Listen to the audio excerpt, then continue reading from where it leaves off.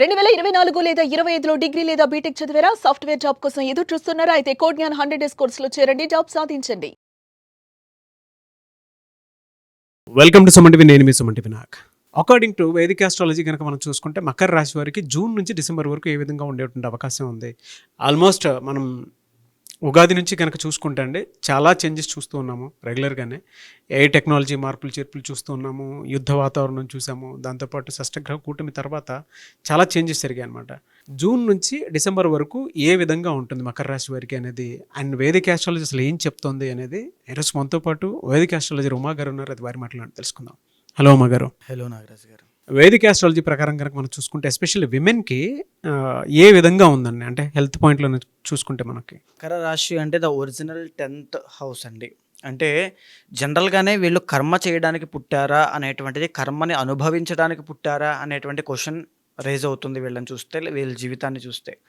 ఎందుకంటే వీళ్ళు పుట్టిన దగ్గర నుంచి ఏదో ఒక పని చేస్తూ ఉంటారు, పని కోసం తాపత్రయపడుతూ ఉంటారు, పనిలో పడి ఫలితాలు కూడా అనుభవించలేనంత కష్టపడుతూ ఉంటారని కూడా చెప్పొచ్చు కొన్ని సందర్భాల్లో.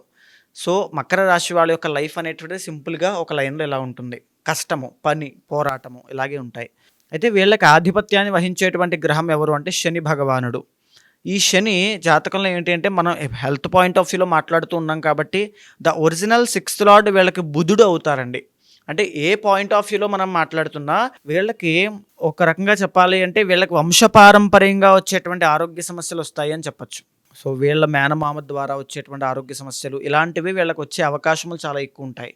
లేదా నరములకి సంబంధించి, నీరసము సంబంధించి, జ్వరాలకి సంబంధించి, ఈఎన్టీ ప్రాబ్లమ్స్కి సంబంధించి ఎక్కువగా వీళ్ళు ఫేస్ చేసేటువంటి ముఖానికి సంబంధించిన ప్రాబ్లమ్స్ చాలా ఎక్కువగా ఉంటాయి. సో ఈ విషయంలో వీళ్ళు చాలా జాగ్రత్త వహించాలి. అండ్ ఇంకో విషయం బాగా గుర్తుపెట్టుకోవాల్సింది ఏంటి అంటే, మకర రాశి వాళ్ళకి జీవితంలో వాళ్ళు ఇబ్బంది పడడం, మానసిక ఒత్తిడి, మానసిక శ్రమ అన్నీ కూడా తండ్రి నష్టం దగ్గర నుంచి కనబడుతుంది. ఫాదర్ లాస్, ఆ పాయింట్ ఆఫ్ ఆ సిచ్యువేషన్ దగ్గర నుంచి వీళ్ళకి మానసికమైన శ్రమ, శారీరక శ్రమ రెండు కూడా చాలా పెరిగిపోతాయి. సో ఆ విషయంలో కూడా అక్కడి నుంచి మీరు పడేటువంటి శ్రమ విషయంలో కూడా చాలా జాగ్రత్తగా వ్యవహారం చేయండి. అదేవిధంగా ఇంకొక విషయం జాగ్రత్త పడాల్సింది, మిడ్ ఏజ్ దాటిన తర్వాత మకర రాశి వాళ్ళకి హార్ట్కి సంబంధించినటువంటి ట్రబుల్స్ వచ్చే అవకాశములు ఉంటాయి.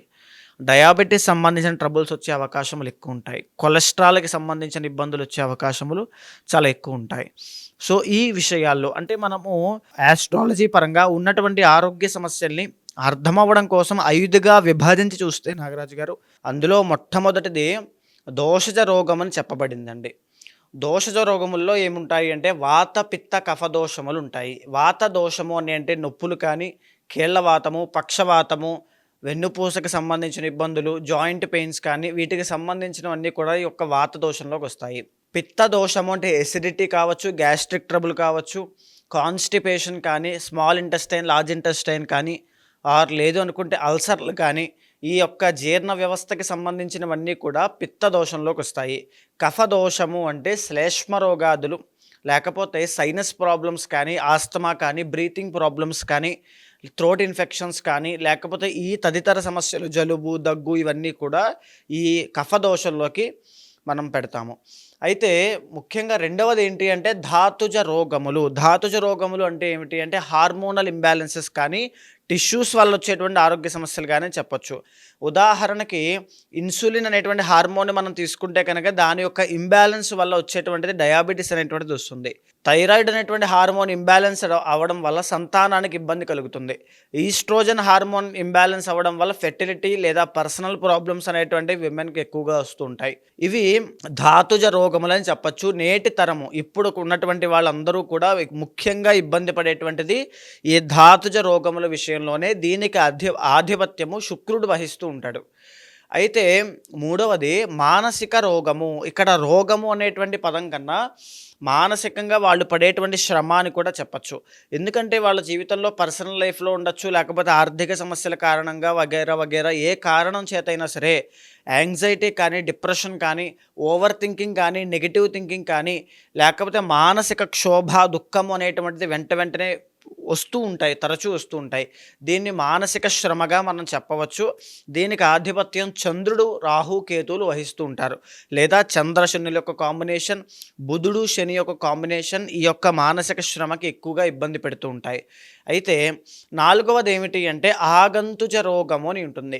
ఆగంతుజ రోగము అని అంటే ఏమిటి అంటే మనం ఫిజికల్గా మెంటల్గా ఫిట్గా ఉన్నప్పటికీ కూడా బయట నుంచి వచ్చేటువంటి ఏ వైరల్ ఇన్ఫెక్షన్స్ కానీ లేదా వేరే ప్లేస్కి వెళ్ళినప్పుడు అక్కడి నుంచి వచ్చేటువంటి ఆరోగ్య సమస్యలు కానీ మనం చూస్తుంటే ఆ ప్లేస్కి వెళ్ళిన తర్వాత ఆ వాటర్ పడకపోవడం, ఆ ప్లేస్ పడకపోవడం, అక్కడ గాలి పడకపోవడం వల్ల వచ్చినటువంటి సమస్యలు చాలామందికి ఇబ్బంది పెడుతూ ఉంటాయి. ఎగ్జాంపుల్ కరోనా వైరస్ కూడా బయట నుంచి వచ్చిన బ్యాక్టీరియా కాబట్టి.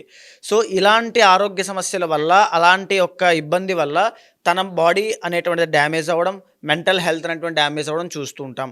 ఈ ఆగంతుజ రోగము దీనికి ఆధిపత్యం రాహు, శని వహిస్తూ ఉంటారు. అయితే 5వది కర్మజ రోగం అని ఉంటుందండి. కర్మజ రోగము అని అంటే ఏంటి అంటే కాన్జెనిటల్గా వచ్చేటువంటి ఆరోగ్య సమస్యలు అని చెప్పచ్చు.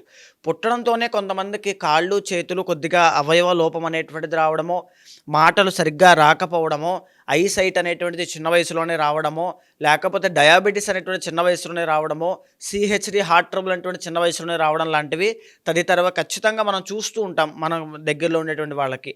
సో ఇవి కర్మజ రోగములు అని వ్యవహారంగా చెప్పబడతాయి. అయితే ఇవి కొంతమందికి మనం జాతకాల్లో బాల అరిష్టముల ద్వారా చూడొచ్చు, లేదా 8వ స్థానాన్ని బట్టి చూడొచ్చు, లగ్న బలం బట్టి మనం చూడొచ్చు, 12వ స్థానం బట్టి మనం చూడొచ్చు. అయితే ఈ కర్మజ రోగములు అయితే 5 అందరికీ ఉంటాయంటే కాదు. ఈ 5లో ఖచ్చితంగా ఏ రాశి వాళ్ళకి ఏముంటాయి అనేటువంటి విషయంలో మనం ఒక అర్థవంతంగా అర్థం అవ్వడం కోసం ఏంటి అంటే ఈ 5 మనం చెప్పుకున్నాము. ఎలా సార్ వీళ్ళకి జూన్ నుంచి డిసెంబర్ వరకు అసలు ఏ విధంగా ఉండేటువంటి అవకాశం ఉంటుందంటారు? ఇప్పుడు మీరు 5 చెప్పారు కదా, గోచార రీత్యా వీటిల్లో మకర రాశి వారికి అసలు ఏమి ఉంటుంది? తప్పకుండా అండి. ఈ 5లోనూ 5 ఉంటాయని మాత్రం మీరు భయపడాల్సినటువంటి పని లేదు. 5లో మీకు ఉండేటువంటిది దోషజ రోగము అని పిలువబడేటువంటిది ఉంటుంది. వాత, పిత్త, కఫ దోషముల ద్వారా వచ్చేటువంటివి. తరువాత మేజర్గా కాన్జెనిటల్ అంటే కర్మజ రోగములు ఆఖరిది. ఈ విషయంలో కూడా మకర రాశి వాళ్ళు చాలా జాగ్రత్తగా ఉండాలి. ఒకవేళ మీకు జాతకంలో బాల అరిష్టములు ఏమీ లేక మీరు అదృష్టవశాత్తు భగవంతుడు దయ వల్ల సంపూర్ణమైనటువంటి ఆరోగ్యంతో జన్మిస్తే కనుక ఆగంతుచ రోగముల విషయంలో అంటే పరిస్థితి బాగా లేనప్పుడు బయట నుంచి వచ్చేటువంటి ఆరోగ్య సమస్యలు కానీ, వైరస్లు కానీ, ఆ ప్రభావాల వల్ల వచ్చేటువంటి చిక్కుకునేటువంటి సమస్యలు కానీ ఏమైనా కూడా ఇబ్బంది పడకుండా చాలా జాగ్రత్తగా, బాధ్యతగా ఉండండి. ఆ విషయం బాగా గుర్తుపెట్టుకోండి. మేజర్గా వీటిని దాటి మీకు మేజర్ హెల్త్ ఇష్యూస్ అయితే ఏమీ రావు. మీరేమీ కంగారు పడద్దు. అయితే ఈ జూన్ దగ్గర నుంచి డిసెంబర్ దాకా ఎలా ఉంటుంది అనేటువంటి ప్రశ్న కనబడితే మీకు ఈ యొక్క మే 15వ తారీఖు దగ్గర నుంచి గురుబలం అనేటువంటిది లేకపోవడం, రాహు అనేటువంటి ఆయన బలంగా లేకపోవడం, ఇవన్నీ కూడా గమనిస్తూ ఉంటే మేజర్గా సామాన్యమైనటువంటి ఫలితాలు, మిశ్రమ ఫలితాలు అనేటువంటివి కనబడుతున్నాయి. బాగా గుర్తుపెట్టుకోండి, మకర రాశి వాళ్ళు పడేటువంటి శ్రమ కానీ, కష్టం కానీ గ్రౌండ్ లెవెల్లో ఏ రాశి వాళ్ళు పడరు. అలాంటి వీళ్ళకి సరైనటువంటి గుర్తింపు లేకపోయినా, సరైనటువంటి ఫలితాలు లేకపోయినా వీళ్ళు పడేటువంటి మానసిక క్షోభ అంతా ఇంత కాదు. అదేవిధంగా ఫాదర్ లాస్ కావచ్చు, లేదనుకుంటే అందరికీ అని కాదు, కొన్ని పర్సనల్ చార్ట్స్లో రవి బలం బాగుంటే డిఫరెంట్గా ఉంటుంది. అయితే ఈ మెరిటల్ లైఫ్లో వచ్చేటువంటి ఇష్యూస్ వల్ల కావచ్చు, ఏదైనా సరే ఈ మానసిక శ్రమ నుంచి మీరు బయటపడాలి అనుకుంటే ఖచ్చితంగా ప్రతిరోజు కూడా మెడిటేషన్ అనేటువంటి చేయండి.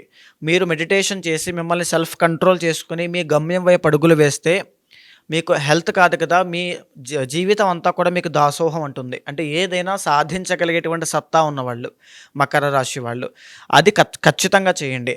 అదేవిధంగా మీకు జాతకంలో ఏ దోషం ఉన్నా, లేకపోతే ఏ ఇబ్బందులు ఉన్నా సరే, ఒకవేళ మీకు వివాహం అయితే కనుక స్త్రీలకి డైమండ్స్ అనేటువంటివి ధరించండి. వజ్రాలను ధరించడం మూలన మీకు జాతకంలో రాజయోగం పడుతుంది. ఎలాంటి సమస్యలతో ఇబ్బంది పడుతున్న వాళ్ళైనా ఈ రాజయోగం మూలన వాటంతటా అవే తగ్గిపోయేలాగా ఈ వజ్రాలను ధరించడం మూలన కనబడుతుంది, మీకు ఆ పరిస్థితి కనబడుతుంది. అయితే ఇంకొక విషయం ఏంటి అంటే ప్రతిరోజు లేదా ప్రతి శుక్రవారము లలితా సహస్రనామము పారాయణ చేయండి. సో లలితాదేవిని యొక్క ఆరాధన చేయడం మూలాన, లేదా శ్రీమాత్రే నమః అనేటువంటి మంత్రజపం చేయడం మూలాన ఆ వైబ్రేషన్స్కి ఏ సమస్యనైనా, ఏ శక్తినైనా ఎలాంటి పరిస్థితులైనా ఎదుర్కొనేటువంటి శక్తి సామర్థ్యాలు మీకు వస్తాయి. సో మకర రాశి వాళ్ళు మీకు హెల్త్ అనేటువంటి దాన్ని ఇంకా డీప్గా చూడాలి అనుకుంటే మీ పర్సనల్ చార్ట్ అనేటువంటి దాన్ని ఫాలో అవ్వండి. ఒకవేళ మీకు నిజంగా ఏదైనా ఆరోగ్య సమస్య ఉంటే కనుక పర్సనల్ చార్ట్ ద్వారా ఉండేటువంటి గ్రహ సంచారములను గమనించి దానికి సంబంధించినటువంటి అధిదైవాలకి శాంతి పరిహారములు చేయండి. ఇమీడియట్గానే మీకు ఆ రిలీఫ్ అనేటువంటిది, ఆ గొప్ప ట్రీట్మెంట్ దొరకడం అనేటువంటిది కనబడుతుంది. అయితే చాలామంది ఎలానంటే ఇప్పుడు ఎలాగో గోచార రీత్యా మీరు చెప్పినటువంటి మార్పులు చేర్పుల ప్రకారం కనుక మనం చూస్తే వాళ్ళకు ఉండేటువంటి కాన్సిక్వెన్సెస్ ఏ విధంగా ఉంటాయో ఒక క్లారిటీ ఉంది. అంటే ఫర్దర్గా ఏ విధంగా ఉండొచ్చు అనేటువంటి దాన్ని బట్ అందరికీ ఆ విధంగానే ఉండాలి అనేటువంటి గ్యారంటీ అయితే లేదు. సో పర్సనల్ చార్ట్ని బట్టి ట్రూ ప్రెడిక్షన్ వెళ్ళాలి అనుకున్నటువంటి వాళ్ళు ఉన్నారు, జాగ్రత్త పడాలి అనుకున్నటువంటి వాళ్ళు. మిమ్మల్ని అప్రోచ్ అవ్వాలంటే ప్రాసెస్ ఏంటి సార్? తప్పకుండా అండి. ఇక్కడ మనం మాట్లాడుకునేటువంటి అంశాలన్నీ కూడా గోచారానికి సంబంధించినటువంటి అంశాలండి. అంటే కొంతమందికి నా ఎక్స్పీరియన్స్లో కానీ నా దగ్గరికి వచ్చేటువంటి వాళ్ళకి కానీ చూస్తే కనుక ఇప్పుడున్నటువంటి టీనేజర్స్ కానీ యూత్ కానీ లేదనుకుంటే ఎవరైనా సరే మేజర్గా ఇబ్బంది పడేటువంటివి 2 సమస్యలండి. ఒకటి ధాతుజ రోగములు అండ్ ఇంకొకటి మానసిక రోగము. అంటే ఏంటి అంటే ఈ వర్క్ స్ట్రెస్ అనేటువంటి తట్టుకోలేకపోవడం వల్ల వచ్చేటువంటి టెన్షన్లు, యాంగ్జైటీ, డిప్రెషన్, తర్వాత చిన్న సిచ్యువేషన్ కూడా హ్యాండిల్ చేయలేకపోవడము. ఇంకోటి చెప్పాలి అంటే హార్మోనల్ ఇంబ్యాలెన్సెస్ వల్ల ఫెర్టిలిటీ ప్రాబ్లమ్స్, అది మెన్ ఆర్ ఉమెన్ అందరికీ కూడా. సో ఇది చాలా ఎక్కువగా చూస్తూ ఉన్నాను. సో దీనివల్ల ఏంటి అంటే అందరికీ కూడా ఒక బెస్ట్ రెమెడీ చెప్పాలనేటువంటి విషయంతో ఈ గోచారానికి సంబంధించినటువంటి స్టడీ మనం చేసి చెప్పడం జరుగుతోంది. అయితే మీ పర్సనల్ చార్ట్ అనేటువంటిది చాలా ఇంపార్టెంట్ అండి. అక్కడ మీ లగ్న బలం బాగుంటే మీకు సంపూర్ణ ఆరోగ్యం ఉంటుంది. లగ్నంలో గురుడు బాగుంటే ఆరోగ్యం ఉంటుంది. 6వ స్థానం పాడైతే ఖచ్చితంగా ఆరోగ్య సమస్యలు వస్తాయి. ఒక పర్సనల్ చార్ట్ చూసిన తర్వాత ఎలాంటి ఆరోగ్య సమస్యలు ఏ సమయంలో ఏ కారణం చేత ఎలా వస్తాయి, ఎప్పటి వరకు ఉంటాయి అనేటువంటి దాన్ని కూడా చెప్పచ్చు. ఎలా చెప్పచ్చు అంటే 6th హౌస్ని, 8th హౌస్ని, 12th హౌస్ని బేస్ చేసుకున్న తర్వాత ఆ గ్రహాల యొక్క కంజంక్షన్ని, కాంబినేషన్ని చూసిన తర్వాత తెలుస్తుంది.